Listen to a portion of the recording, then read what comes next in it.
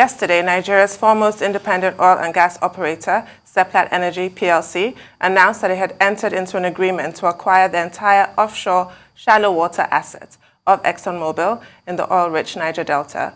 In a statement, Seplat said it had entered into a sale and purchase agreement to acquire the entire share capital of Mobil Producing Nigerian Unlimited MPNU, ExxonMobil's Nigerian upstream subsidiary, for the purchase price of $1.283 billion plus up to $300 million contingent consideration. According to Seplat, the deal was subject to ministerial consent, other regulatory approvals, lockbox, working capital, and other adjustments, at closing relative to the effective date of January 1st, 2021. The MPNU portfolio comprises 40% working interest in oil mining leases, 67, 68, 70, and 104, and associated infrastructure, with, as of 2020, we're producing a combined 95,000 barrels of oil equivalent per day. Other assets include the Kwa Ibo oil terminal in Eket, Akwa Ibom State, 51% interest in the Bonny River terminal, and the natural gas liquids recovery plants at EAP and Oso. The transaction does not include ExxonMobil's deepwater assets in Nigeria.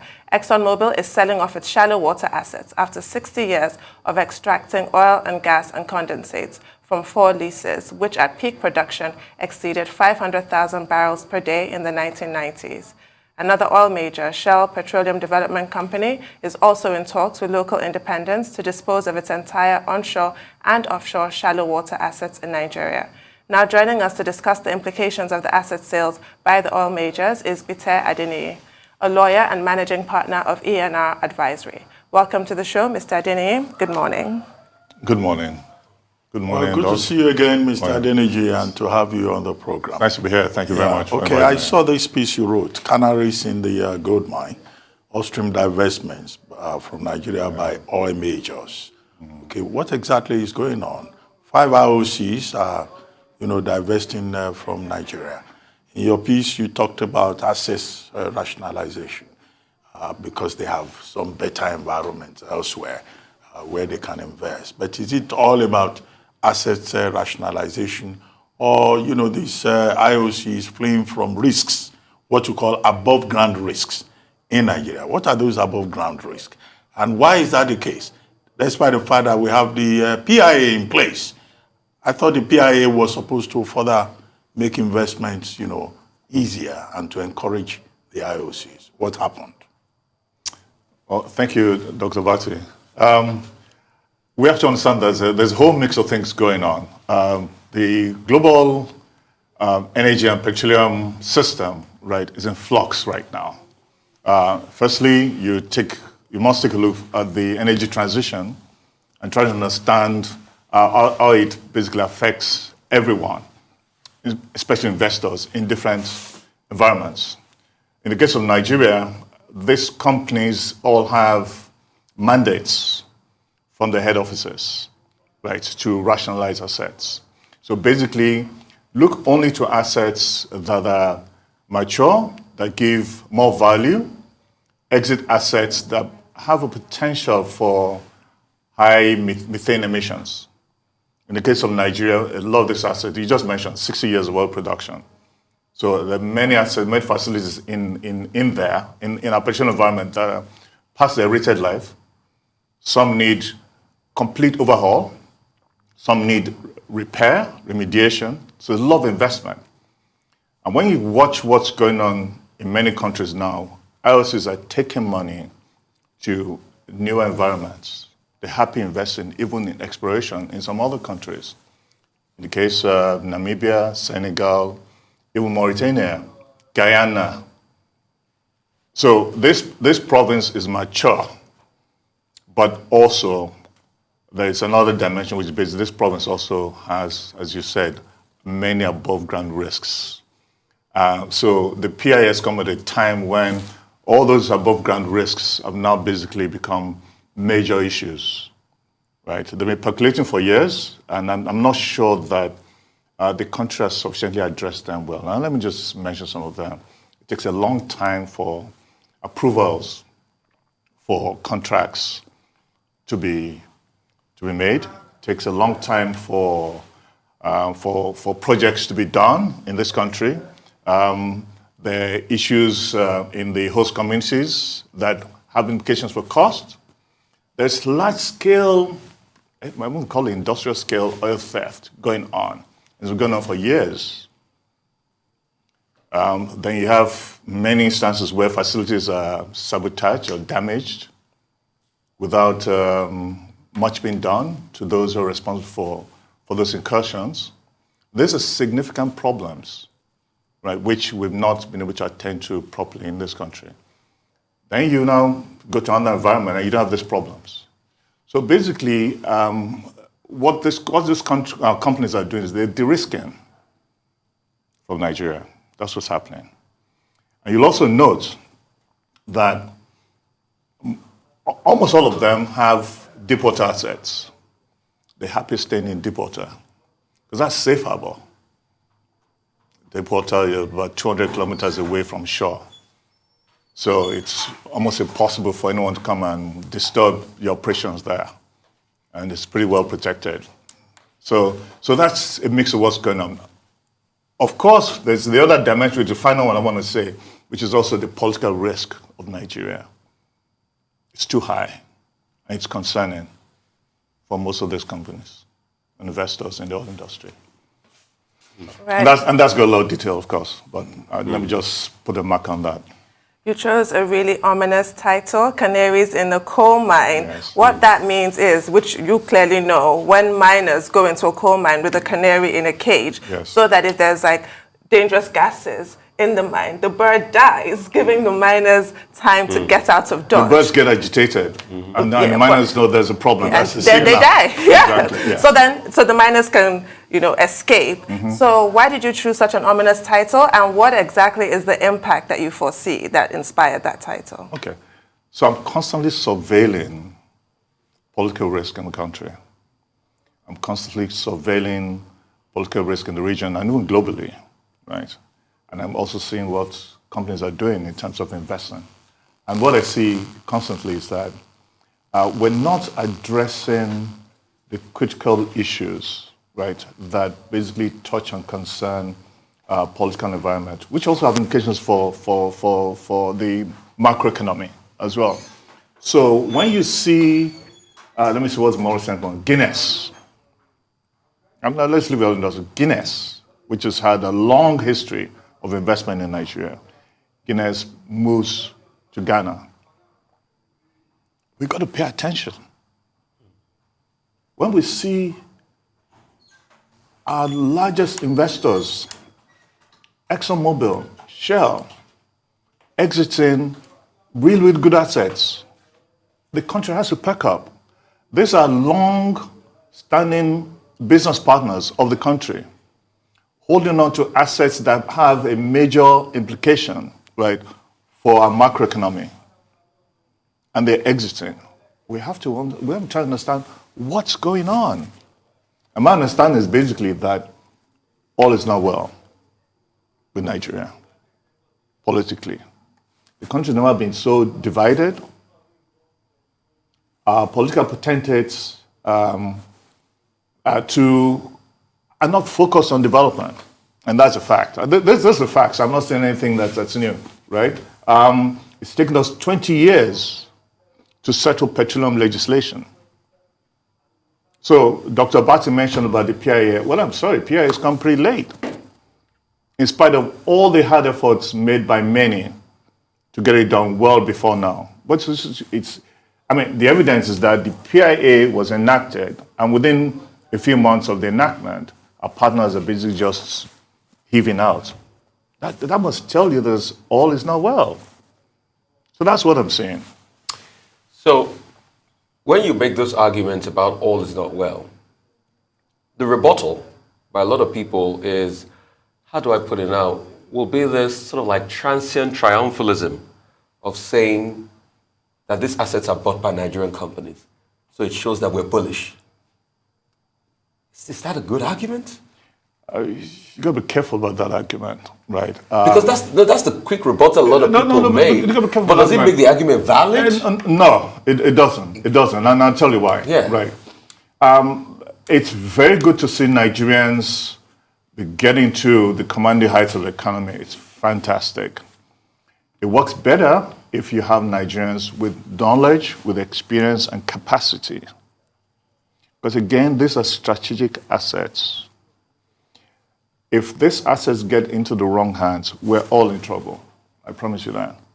Okay? So it's good news. Seplat, it's a very competent operator.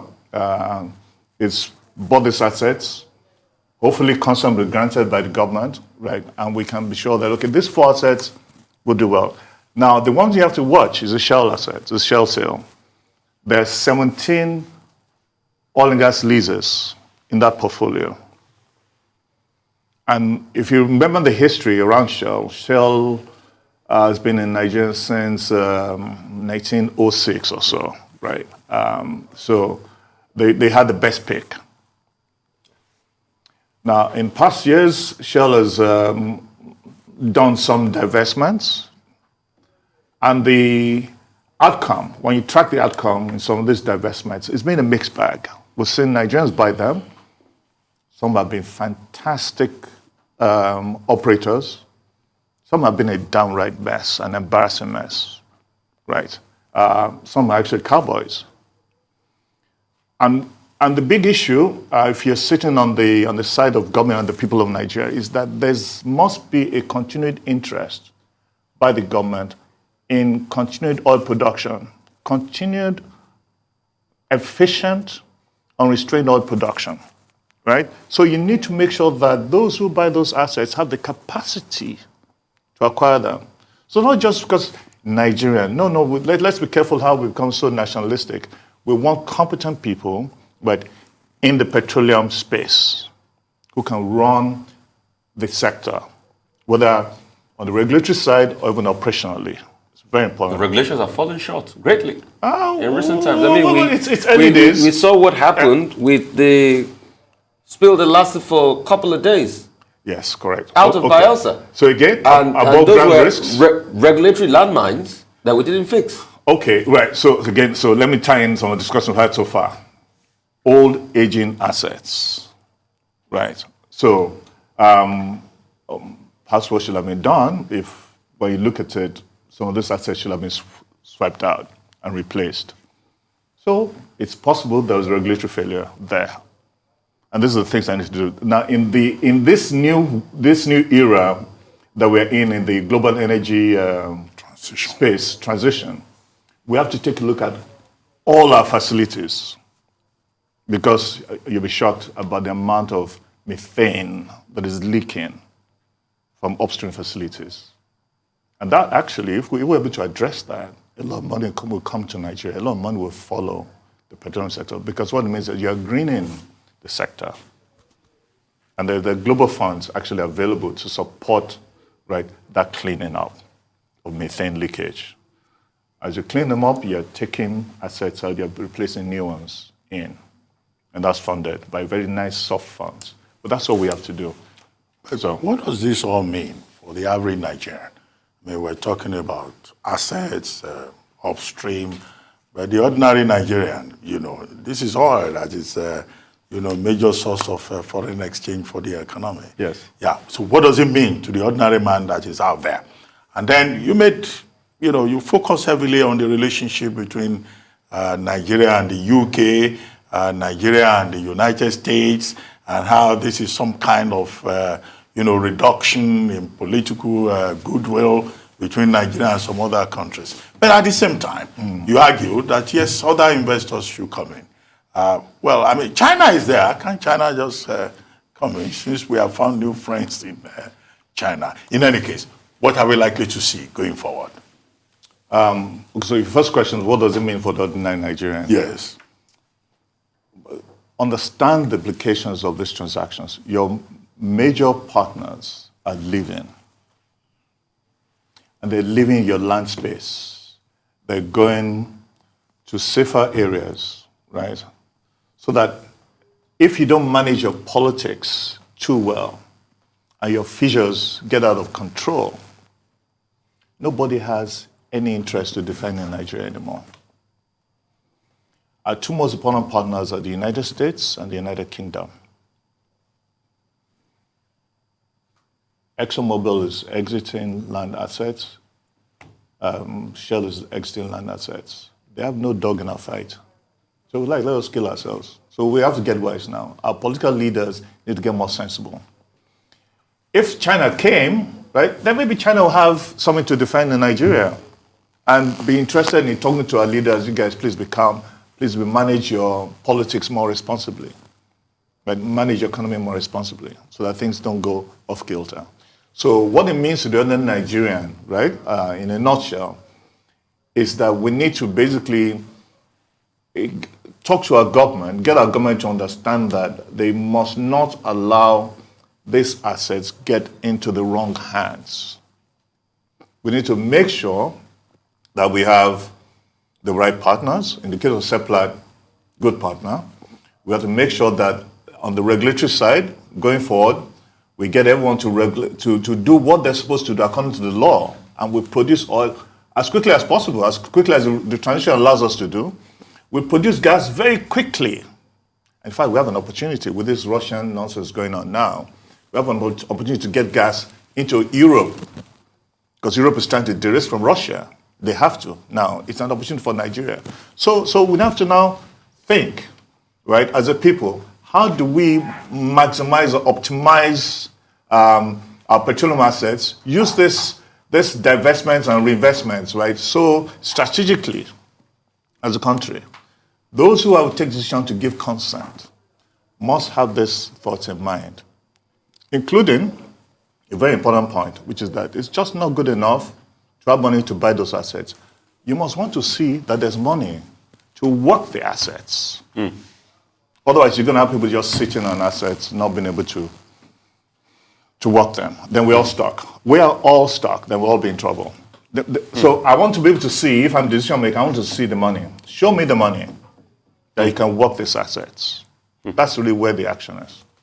Right. Good to know that nobody is going to send in the Marines, so we need to, get ourselves in order. We have to. But I'm looking at the statement from Seplat's chairman and CEO. The chairman talked about how Seplat supports the federal government's decade of gas and how this acquisition will accelerate Nigeria's gas resources. I'd like your comments on that. And the CEO's comments, thinking still about Nigerians, Mobil Producing Nigerian Unlimited staff and contractors, according to this statement from the CEO, will not be affected because he says here that he's looking forward to welcoming them to the Seplat Energy family. Your comment on those 2 points? It's good. It's the kind of statement you'll expect from the chairman of an acquiring company when a major transaction is done. However, the fact remains, show me the money. Show me the plan for gas. Now, if maybe you don't know how ExxonMobil assets are situated, they're situated in that there's a sweet spot in Nigeria called the Golden Triangle. Southeast Nigeria is where most of the larger gas accumulations are. So ExxonMobil's assets are sitting on major gas, which need a home. I've just mentioned about the opportunity for gas to Europe. There's opportunity for gas to many other places. Also for domestic Algeria, Morocco. Algeria, yes, and domestic Nigeria, even to northern Nigeria. So I want to see, right, how these assets will be produced, right, to deliver the gas and the revenues that this economy needs to have very quickly. Because come 2032, 3, 4, 5, all these oil revenues that we see today most would have disappeared. And it takes a while, right, for you to commercialize gas resources. So I want to see where's the plan for gas in this acquisition. We have a national gas plan. There is a national gas, but the acquiring company must have looked at these assets. So I want to see. So let them be able to show, right, what the game plan for gas is and where's the money to back that game plan. I want to talk about money. Yes. This is debt financing. Yes. And when you look at it, it wraps up the stock. And the argument has always been the money to work the asset. Because this is a big debt stock. This is about 1.4, 1.5. the Nigeria to Morocco gas plant that is still at the feasibility study phase now, that a bank out of somewhere in the Middle East had to churn out $90 million for the feasibility study, will take another 25 years. Not necessarily. That's the estimate of the project time. That's what they said. No, it shouldn't. Yeah. That project was planned in 2001. And it cost 25 billion. That's what they said. Yeah.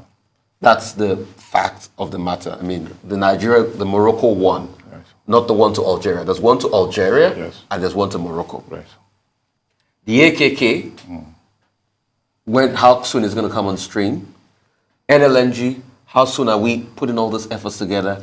And what are the quick wins we can use in this Ukrainian crisis? Because every day as we speak, for all the complaints we make, we've just fled another cubic feet of gas.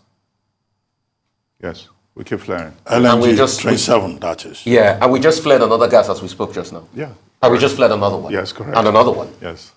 Okay. Right. You speak about a mix of things. So the Nigerian, Morocco, Europe gas project, yes, it will take some time to be done, right? But one thing's certain, Europe is a big, inelastic market for gas. So that market was there waiting for Nigeria to take. And there are different routes to it. You can go by pipeline or you can go by ships to take a gas there, right? But there's a route that's mature for us, which is basically the LNG market. So all we need to do, right, is basically ensure, firstly, that Nigerian LNG Train 7 project, right, gets off the ground. Okay? So gas supplies, I think, have been dedicated to that project. The project should start construction, I think, by the end of this year. That's good. But let's also remember Nigeria is a maritime nation with a lot of gas in its territorial waters. We need to see as many floating LNG projects as possible. Quick wins. Yes, correct. So we need to see how the regulatory system, NNPC, which owns a lot of those gas reserves in the offshore, right, and some of these operators can work together, right? Either you force them to work together, or they see the commercial imperative working together to take that gas. Europe, China, that's where the opportunity is. So how soon can we get up with those floating LNG projects? Can we make our first delivery maybe a couple of months from now? No, it never happens. It never happens that way. 27 has not even So let me just quickly explain something. So I'm working on the project now. It takes 30 months to build a world-scale floating LNG vessel. 30 months. 30 months from Yes, now. correct. Yeah. 30 months. 30 months from when you complete your engineering design. Which takes another close to a Yes, year. yeah, exactly. So basically, what you need to do first is take the decision that that's where you're going. Put your will that behind decision it. has been taken, but it's yet to get off the ground. No, we don't know. No. You don't know yet? No, I know as a fact that many decisions have not been taken for floating LNG projects in Nigeria, and that's what needs to be done. Okay. Well, thank you very much. Always a pleasure to be here. For joining us Yes. on the morning show.